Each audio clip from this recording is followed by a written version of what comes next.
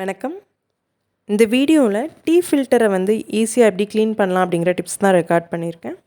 Stainless ஸ்டீலில் வாங்கின filter இந்த மாதிரி இருக்கும். இதில் நம்ம அடிக்கடி டீ ஃபில்டர் பண்ண அந்த டீயோட டஸ்ட்டு போய் ஓட்டையெல்லாம் அடைச்சிக்கும்.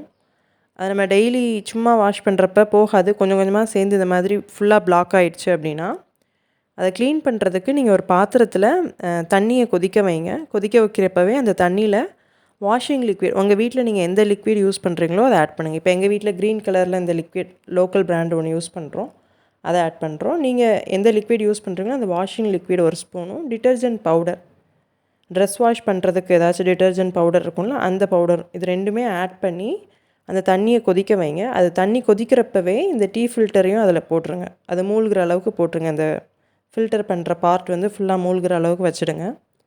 வச்சு நல்லா கொதிக்கட்டும், ஒரு 10 நிமிஷம் கொதிக்கட்டும். அதுக்கப்புறம் நீங்கள் இந்த ஃபில்டர் எடுத்து பார்த்தீங்கன்னா இந்த மாதிரி இந்த டஸ்ட் எல்லாமே ஒரு மாதிரி ஊறி பொதும்பி போன மாதிரி வந்திருக்கும். அதுக்கப்புறம் நீங்கள் ஒரு பழைய டூத் ப்ரஷ் வச்சு மறுபடியும் வாஷிங் லிக்விட் ஏதாவது தொட்டுட்டு அந்த ப்ரஷ்ஷை நல்லா ஃபில்டர் ஏரியா வந்து நல்லா க்ளீன் பண்ணி பாருங்கள். ஈஸியாக போயிடும். சப்போஸ் போகலை, இன்னும் கொஞ்சம் ஒட்டிகிட்ருக்கு அப்படின்னு நீங்கள் ஃபீல் பண்ணிங்கன்னா இன்னொரு தடவை சேம் ப்ராசஸை ரிப்பீட் பண்ணுங்கள். திருப்பி ஒரு 10 நிமிஷம் கொதிக்க வச்சு பாருங்கள். நம்ம அப்போ அந்தளவுக்கு ஒரு 85% இல்லை 90% வந்து ஓரளவுக்கு நல்லாவே கிளியர் ஆகிடும். அதுக்கப்புறமா நீங்கள் நார்மல் தண்ணியில் அதை வாஷ் பண்ணி எடுத்துக்கோங்க. சப்போஸ் அந்த டிட்டர்ஜென்ட்டோட ஸ்மெல் இருக்குது, வாஷிங் லிக்விடோட ஸ்மெல் ஜாஸ்தியாக அந்த ஃபில்டரில் இருந்துச்சு அப்படின்னா வெறும் ஹாட் வாட்டரில் அதை நல்லா கொதிக்க வச்சு ஒரு தடவை வாஷ் பண்ணி எடுத்துக்கோங்க. ஸ்மெல் போகிறதுக்காக சொல்கிறேன். நல்லா க்ளீன் பண்ணிவிட்டு அதுக்கப்புறம் வெயிலில் காய வச்சுடுங்க.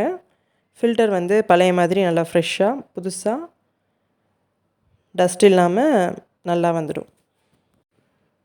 தேங்க்யூ. நன்றி.